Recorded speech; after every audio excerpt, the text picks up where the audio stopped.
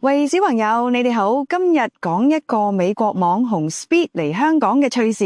佢係 C 朗超粉，有3800萬 fans， 好誇張。Speed 本名 Darren Watkins 係一位美國網紅，佢以誇張嘅表情、大嗌大叫嘅直播風格同埋對足球明星嘅狂熱而聞名。佢係一個好有活力嘅年輕人，成日着住 C 羅嘅7號波衫四處跑，俾人感覺好似一個充滿能量嘅大哥哥。佢喺香港去鵝頸橋打小人，啪啪啪打紙人，超搞笑，仲食菠蘿包同凍檸茶，叫好味。